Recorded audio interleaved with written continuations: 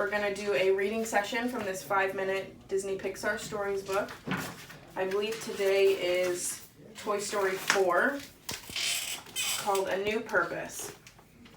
Lightning flashed across the sky as Andy ran into his room with an armful of toys, but he had accidentally left RC outside. When Andy went downstairs, Woody headed to Andy's sister's room to search for the lost toy. Once there, Bo and Woody came up with a plan. Slinky Dog stretched his springy body out of the window as Woody scrambled down his back to rescue RC.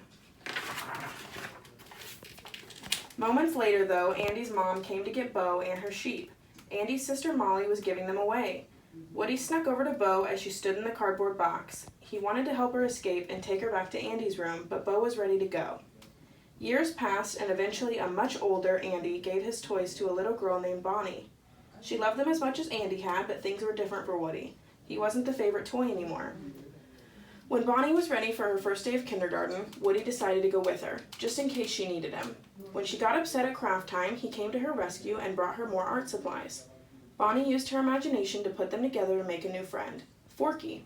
She even wrote her name on the bottom of his foot, just as she had with Woody. To Woody's surprise, Forky came to life, just like the other toys. Back in Bonnie's room, Woody introduced Forky to Bonnie's other toys. Bonnie made a new friend in class, he told them. She literally made a new friend. Everyone, I want you to meet Forky. But wide-eyed Forky was not interested in being a toy. I know this is a little strange, Woody said, but Forky is the most important toy to Bonnie right now. The next morning, Bonnie and her family were going on a road trip. She loaded up the RV with her toys, including her new favorite, Forky. One evening, Buzz Lightyear broke the news to Woody that Forky was climbing out of the moving RV. The plastic utensil jumped out the window. Woody knew he had to follow him. He couldn't leave a toy behind. Woody found Forky, and they walked to the next town to reunite with the RV. But something caught Woody's eye in the window of an antique store. Bo's lamp. Woody and Forky entered the store, but instead of Bo, they found a doll named Gabby Gabby. Woody introduced himself and Forky, but Gabby Gabby wasn't all that interested in Forky. Instead, she pointed at the voice box sewn into Woody's chest. "You have what I need, right inside there," she said.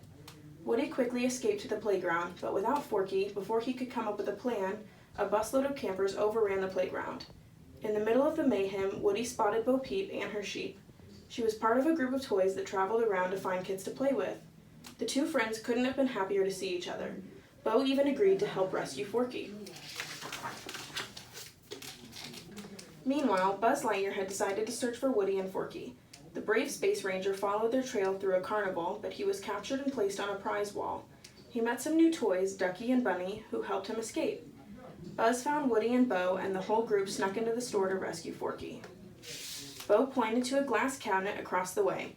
"That's most likely where your Forky's being kept."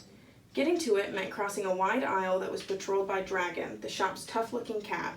Woody knew he had to get Forky fast. He ran across the aisle and climbed up to the cabinet, but it was locked. Gabby Gabby's dummies surrounded the toys and captured Bo's sheep, too. The toys escaped, but now Gabby Gabby had Forky and the sheep. Bo needed to come up with a new plan. She took Woody to meet Duke Kaboom, Canada's greatest stuntman.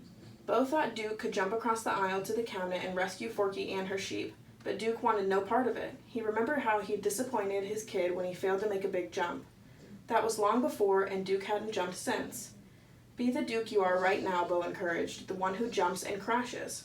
But Duke didn't make it. He crashed right into Dragon. Woody urged everyone to try again and help him rescue Forky, but the toys were banged up and hurt. Bo was upset that Woody was being so single-minded, so she led her lost toys back to the carnival. Woody went back into the store alone to find Forky, but instead came face-to-face with Gabby Gabby. Woody listened as she explained how her voice box had never worked properly and she'd never been any kid's favorite toy. He understood how she felt, so he gave Gabby Gabby his voice box and got Forky back in return. Woody's voice box was a perfect match for Gabby Gabby's record. Now it was time to find a kid for her to love, but Gabby Gabby wasn't sure any kid could love her. "Right now," Woody said, "I'm an old rag doll that's been lost, chewed on, burned, ripped apart, thrown away, forgotten, who understands just one thing. I was made to help a child, any child." Woody encouraged her to be who she really was, while Bo Peep helped her find the perfect little girl for her. She found someone who was lost and needed a friend. It was a perfect match. Woody and the other toys made their way back to Bonnie's RV. Everyone was happy to see Woody, and he was even happier to see Bonnie reunited with Forky.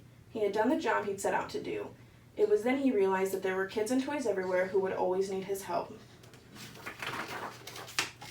Woody knew that wherever he went and whichever toy he helped next, he'd always have his friends by his side.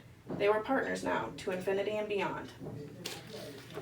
Just want you guys to know that we're really missing you here, and we'll keep doing these stories on multiple times throughout the week. Thank you guys.